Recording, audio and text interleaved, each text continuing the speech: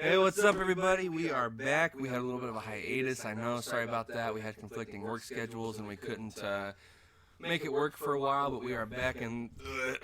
Blame it on Michael. Jesus Christ. The beer got me. Okay, I might leave that in. That's kind of funny. Okay. So we've been drinking, obviously, because that's kind of the name of the game with this show. But, yeah.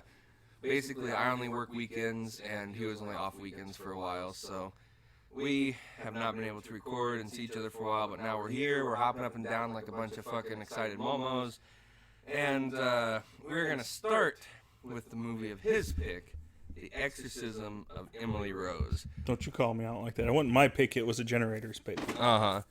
So, first and foremost, this movie starts, and it says it's based on a true story.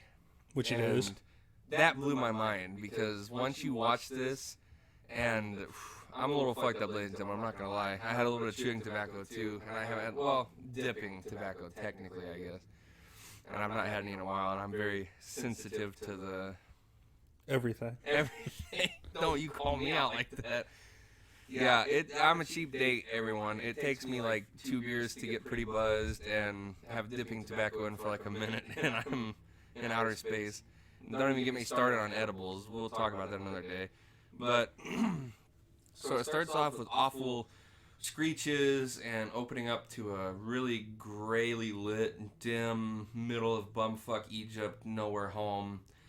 It looks kind of nice, though, because there's no neighbors anywhere, and that's the kind of life I'm aspiring to get. But, it shows a little bit of snow falling, there's a wasp nest, and this old dude goes into the home. And it was the medical examiner, if I'm not wrong. C, very good. So, priest comes out of the room and doesn't even speak. He just looks at the medical examiner, and then a cop kind of comes out and closes the door. So at that point, I'm like, did the daughter die? What happened? What the heck? So... Now, this movie basically starts out with Emily Rose dying, and throughout the court case, they do flashbacks. And It's one of those movies where you don't have any idea what's going on, but it explains it in little bits and pieces as you're going. By the way, do you have any fun trivia or facts about this movie before we get into it? Just about, well, there's one kind of towards the beginning, but other than the true story, not really. Okay, gotcha. Well, the priest is staring out at the barn and hears screaming coming from the barn is like a flashback sound. And the cop's like, alright, I'm taking you downtown. And they blame him for the death of her because he was the one exorcising her. And when I say it like that, it sounds like he threw her on a fucking treadmill till she died. But if you want to chime in at any point, I didn't take too much detailed notes on this part. It basically goes from a meeting about what to do with this situation to a party, and the lady who was requested to defend the case of the padre, they kind of talked to her. I do have something that was kind of fun for me, but when she's in the bar and meets with her boss, that guy, I'm sure you've never seen it, but Storm of the Century. Never even heard of it. It's a Stephen King, like, it wasn't even a book, it was just a play he wrote for TV. Okay. We're definitely going to cover it, but it's like 4 hours long, and it's one of my favorite Stephen King things. 4 hours? Holy shit. He's the main bad guy in that. Her boss. Yeah, and I was like, holy shit, I've never seen him in anything else other than... That's pretty cool. So, let's see here. So, she goes to the prison, and she talks with the padre, and he's like, are you a Catholic? And she says, I'm agnostic. And he's like, well, I don't want you then. So, yeah, she's pretty much like, do you know how much jail time you can get for this? And he's like, I don't care about going to jail. I'm not scared. I just want to get her story out there. You probably should be scared. A little bit. Also, I am sipping on Coors Banquet, one of my favorite beers. And it is my favorite beer, but I'm drinking Michelob Ultra. You're having Michelob Ultra, yeah. Which is also nice. So let's see here. Like I said, I didn't take a good amount of detailed notes. So if I skip over anything like I usually do. Oh, I remembered it this time before the end of the fucking video. Spoiler alert. Don't don't listen to this if you haven't watched it. Go watch it, then come back here. And, you know. Or if you're one of those weirdos that likes spoilers before a movie, listen to this first. Either way, make sure to leave a like and subscribe and thank you, and we love you. And we're weirdos too, so don't worry about it. But, so basically he's like, get the fuck out. Then they have a little bit of an argument, and he agrees, and she goes to the Rose home. Which, they have like a million cats. Not really a million. I think she says 11, but still, why? She says that Emily, she finds strays and brings them home. It's like, how many cats is too many? Like, when do you say stop? This is ridiculous. Smell of that house. But, so the scene opens with this fucking dick of a cat hissing and looks like it looks like a dick of a cat. The parents don't seem to give a shit about the death of the daughter. I thought that right from the beginning, too. They just kind of seem kind of, like, indifferent and kind of meh about it. They're like, yeah. I think they might have been in shock or something. They could have been, but it wasn't like, well, I guess there isn't a timeline on shock, but it was several days after the death that the lady went to the house. I'm Mike Tyson. If you're listening, Mike Tyson, I love you, man. I want to train with you someday. No, he doesn't. He wants to beat you up. You're the one who said that Mike Tyson wasn't all that tough. He's not anymore. You are out of your mind, dude. He will always be a tank. But, so, where did I just leave off? I got off on my Mike Tyson. What the fuck did I even say? The cat hissed. Oh, right. So it was several days after the daughter's death, and they were still just kind of like, yeah. She was going to go off to university, or she went off to university because she wanted to be a doctor or whatever the fuck she was doing. Well, I think if my kid died and they were possessed, I'd be like, of course, I believe in this kind of stuff more than a lot of other people, but I think if you're a normal person and this shit happens, like, for a long time, you're going to be like, was this actually, like, did she actually die from, like... That's fair, but I feel like there would be a few tears at least, like, especially for the mother. I mean, I don't feel like she would just be like, hey, come on in. Yeah, we're pretty bummed about that, you know, just, I feel like she'd be kind of like... Yeah?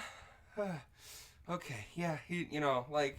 Or maybe she was in that state of mind, like, I have, like, 2 other daughters and 1 other son. Maybe she had the 11 cats and didn't give a shit. You could be replaced, Emily. For the record, Emily's spirit, if you're listening, I'm just kidding about that. No, that wasn't her real name, so no worries.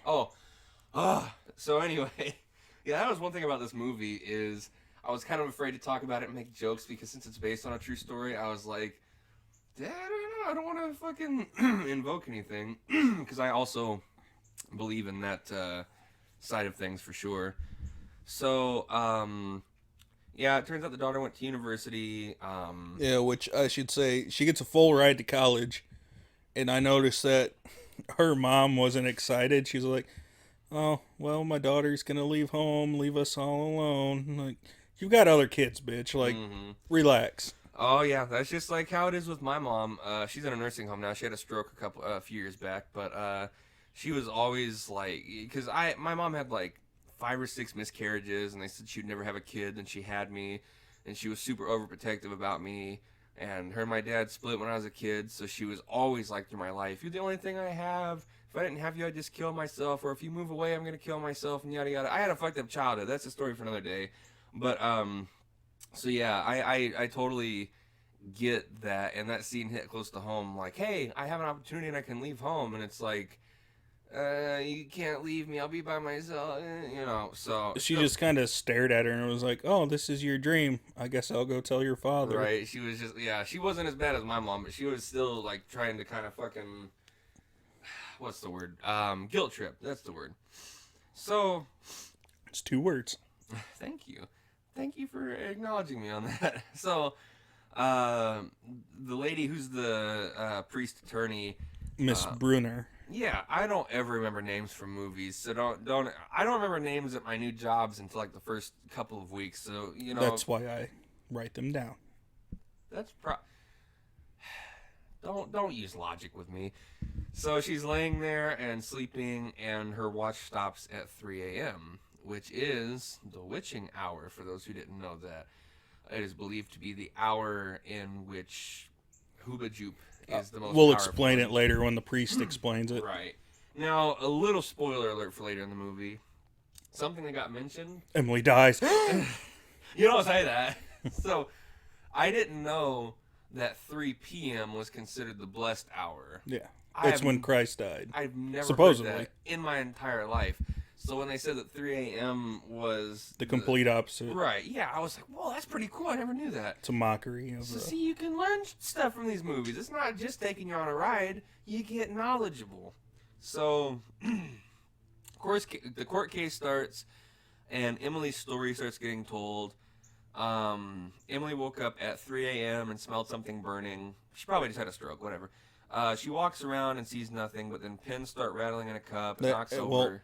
The door to the dorm building starts opening and closing violently by itself. Yes, it does. I thought that was after the pins, but so then her sheet gets taken off. Well, no, because she gets up and walks through the hall, then she goes back into her room and lays down, and shit starts moving. So then it looks like she starts getting violently fucked or something in the bed, and then she fights off the Bill Cosby demon, and she just kind of like has a mental breakdown and is screaming and runs out of the room.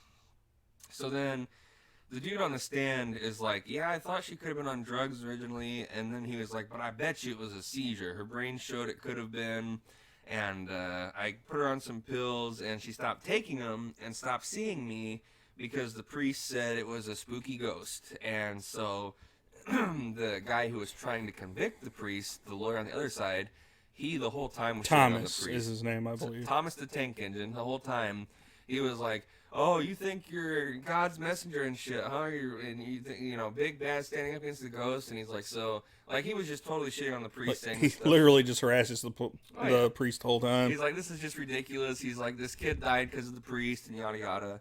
So one thing this movie does, though, is it shows the flashbacks. It shows the religious flashbacks of the force pinning her down. But then it also shows the medical flashback of her on the ground having a seizure. I really liked that because and then he explained how, like, with a seizure, part of the mind is ramped up with activities, so hallucinations could have been possible. So she could have been feeling like she was being pushed down and saw things and stuff, but wasn't really. So I really like that touch of the visual aspect. Thank you for saying that because I forgot about that. And he also said that the EEG, the electro whatever, right, said that she actually showed signs of like temporal epilepsy. Right, the EKG or whatever it was. It was EEG. I just don't remember what it stands for. Oh, I didn't know there was an EEG. I thought it was an EKG, KGB. She was a Russian plant. But let's see here. And the examiner was saying that Moore actually told her to stop taking the drug, which was Gambutrol, I think it was called. And that's what led to her death. But things moving, like the defense attorney Bruner, she gets up there. So is it typical for like people to see shit moving while they have epilepsy? And he was like, no, that's more of a psychosis thing. And then she goes on this rant like, so you're saying that it's not epilepsy and it's psychosis. She's like, did you just make this thing up right on the spot? Or it's like an epipsychosis or something. Like a psychological epileptic disorder. And she's like, so is that a real thing or did you just make that up? Right. And he's like, well, I made it up. She went fucking boss on him. Fuck yeah.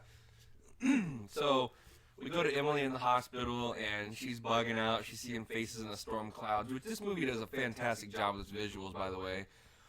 And then she's seeing, like, spooky faces in the window. They're fogging up, and she's seeing a whole sort of crazy stuff. So... And, like, other people's faces are transforming into, like, demon faces. And Father Moore tells Bruner to be careful because there are dark forces surrounding this trial. Because she's starting to experience shit, too. And Emily said that's when she thought she got possessed. When she was able to fight it off at home, but in the hospital, she thinks that's when she got possessed and couldn't fight it off. But before that, she goes into the church, and her friend follows her in there, and that's when, like, he sees her, like, body contorting, and her eyes are, like, yellowish. And so she's in her class. And then she starts freaking out because she's seeing all these demon faces and stuff and this horrendous stuff. So she freaks out and starts screaming and runs out of the class, runs into the church, and she looks at two old ladies that are in there praying. and their faces turn demonic because she's seeing that shit, and she screeches at them, and they just kind of like, oh god, and they run out. It was kind of funny, but let's see. And then after that's when we get Bruner waking up again at 3 a.m. and she actually gets up this time, and you can tell she smells something burning because it cuts to a shot of her smoke detector. Mm-hmm. And then the power goes off in all of her clocks. It shows a shot that it stops at 3 a.m. and she hears her front door creaking open. Mm-hmm. So she goes and look, but the problem I have with that is she gets back in the bed without even looking around her apartment. Now, like someone could have fucking just gotten your apartment. I don't know, I'll just go back to bed. I don't know if it was before or after this, but I have it before in my notes. The chick whose name you said 20 times and I still don't remember. Bruner, okay. So, Bruner is at the bar or somewhere, and she's hanging out, and she sees on the TV that the person that she helped get acquitted of murder charges back in the day... Van Hopper. Just murdered someone, and so she feels fucked up because he murdered 2 people, didn't he? I think he went in the house and murdered a family, or wife and husband, or something like that. But so she's fucked up because she helped this guy get off a murder charge back in the day. Like, he's innocent, and then he goes and of course she starts fucking tearing up and shit. And... Of course. So the weird happenings happen in her house. Then we go into court, and it's just this long-ass argument. Well, before court, actually, we go back to the jail, and Moore in his jail cell, he starts hearing shit. Oh, yeah. And he looks through his bars, and he sees the, like, shadow of a shadow. Right. I forgot about that. So then we get to the court, and it's just back and forth arguments, and the priest says she's under spiritual attack, and yada yada. Then we start seeing more of Emily, and Emily got to the point where she was clawing on the wall and eating bugs and spiders. She ate a fucking spider, and it was disgusting as fuck to see. She was speaking Aramaic and... Mm-hmm. And then she started ripping her hair out and screaming, and I'm like, she gone! There it is. She's fully possessed. So, they get this spiritual chick up on the stand to talk about it, and the dude lawyer who's testifying against the priest, he's mad about it because he's like, this is total bullshit.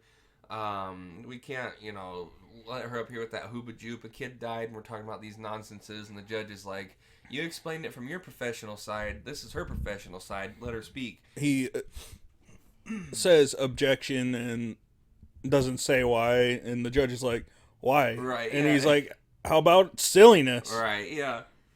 And so then it gets found out that that doctor we saw at the beginning of the movie was at the house, and he just asked to be anonymous in this. Dr. Cartwright. Dr. Cartwright. And so they try and get him to testify, and as soon as they talked about him, I was like, he's gonna die. Yeah, Bruner, I understood her point of view. It's like, what the fuck? Like, why didn't you mention this guy at the beginning? This could have fucking helped us out. Like, it's crazy. And the second they mentioned him, I knew he was gonna die. Spoiler alert. But, so Bruner's talking about how she is on the street and finds a gold locket with her name, her initials on it, ECB, and the priest told her, he's like, well, do you have that locket on you right now? And he's like, no. And he's like, you better wear that shit. And before this, there was a scene that I think was a fucking badass on the demon's part, where it goes to a flashback of when the sister finds her eating the bugs and shit. The priest is there, and he walks in the room, and she's like, I am the one who dwells within. Oh, that's right. And he's like, are you going to try to force me out, priest? And he's like, yeah, that's what I'm going to do. And it shows a shot of Emily that was so badass, where he's like, try it, I dare you. Oh, yeah. So, if you're not convinced yet, this movie's fucking amazing. Go watch it. But, so then we have to talk about the 3 a.m. and 3 p.m. miracle hour and stuff, and I didn't know that, and we already mentioned that. And then, what the fuck is... Oh, okay. I wrote a joke on here, and I didn't realize what I was saying. So, they have a tape of the Exorcism, and I said, it's the tape of the O.J. Simpson exercise.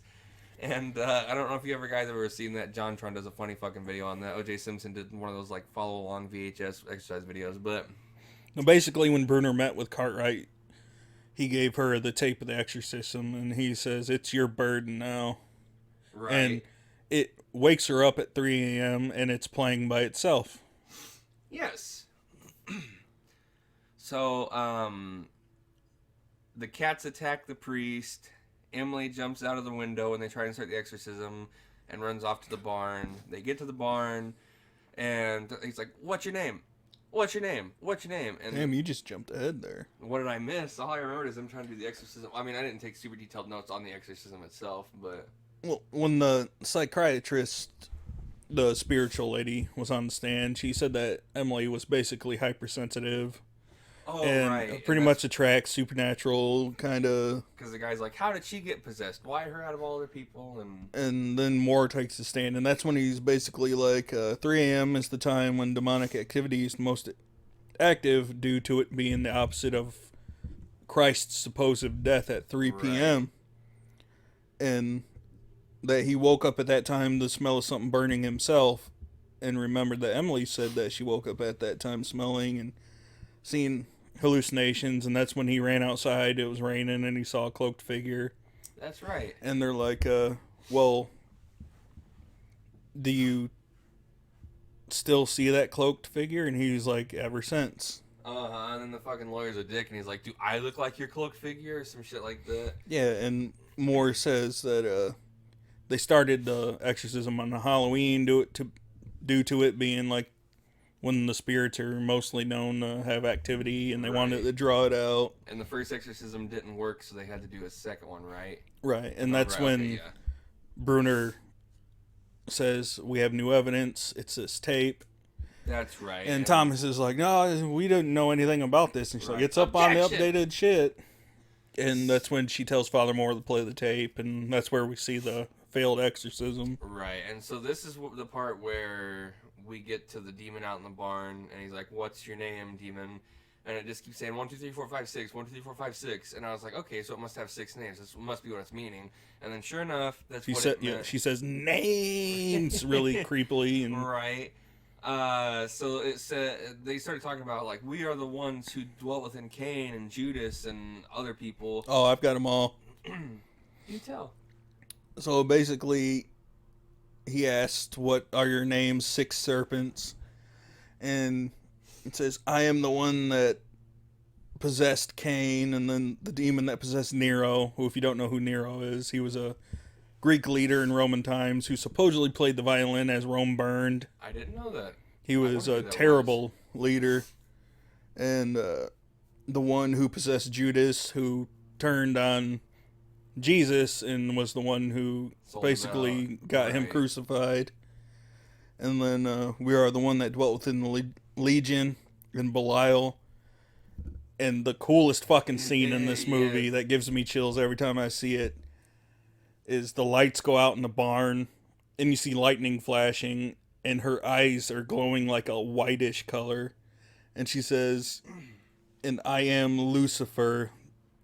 And it's just amazing. And as soon as she says that, the horses go crazy. One horse gets out of the stable and kicks the dad right in the fucking head, which was kind of funny. Hilarious. It was a little smidge funny.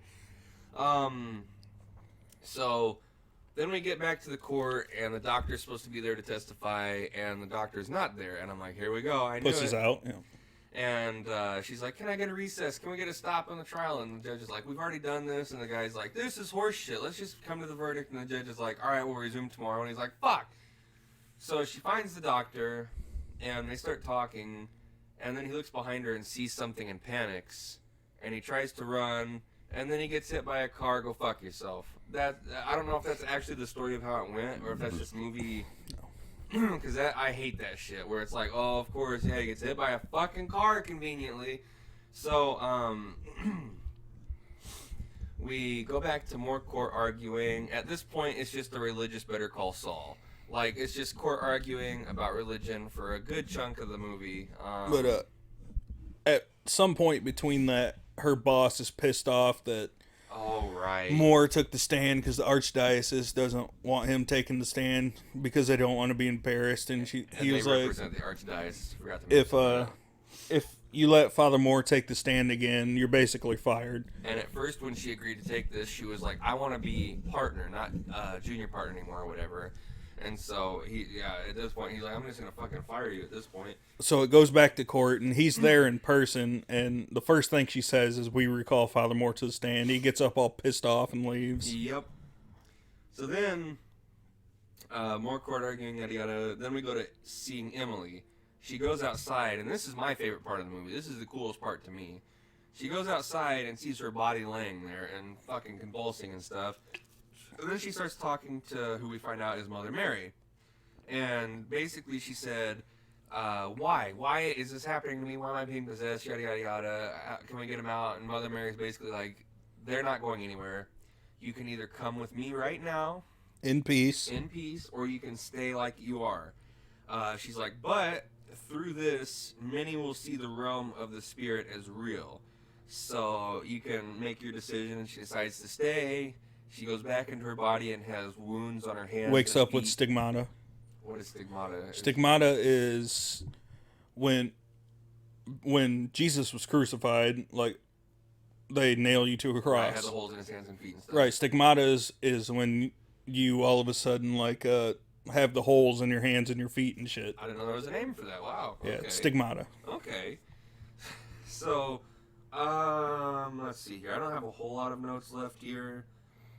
Well, Father Moore's still on the stand, and Emily wrote a letter the day after her failed exorcism, which goes on, and but she says a sentence in that letter that is my favorite quote of the whole movie, whereas many people think that God is dead, but how can they think that God is dead when I can show them the devil?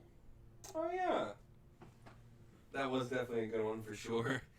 If you have any other points you want to add to this, you might want to add them, because all I have left in my notes are the verdict he gets, and then how it does the old switcheroo, and then the end of the movie and my ratings. So if you have anything in between that you want to add. I have the defense closing statement was epic. I don't really remember too much what she said, but it was really good. Right, she went in on it for sure. And of course the other guy was trying to be like, this is all nonsense, this is horseshit, he killed the girl. It was basically how Father Moore was a good man, and she was like, I don't really know if I believe in this stuff or not, but I do know that Father Moore's a good man, and I don't want to see a good man go to prison. And he was doing everything that he could in his power and religion, because Emily and her parents and all that wanted this. So why is this guy got to go to fucking prison for the rest of his life when it's what everybody wanted? Now, I don't know a whole lot of details about what really happened with this case, but this movie has intrigued me to look into it at some point. Oh, there's definitely podcasts out there that are really interesting on the case and shit. So I don't know if this is actually how the court case went, and if they gave him that sentence that they do that we're about to talk about. But if this is how it happened in real life, or if it's just how it happened in the movie, I don't know. But I think by her saying that she wasn't a believer, I think that helps sway the jury for she pretty much says in the movie she's agnostic. She just doesn't really. Right. Because I think if she would have told the jury that I'm a devout Christian woman, they would have been like, of course you're trying to stick up for the... Right. know. But I think her saying, I'm not a believer, but he still did what he thought was right, I think that helps sway their decision.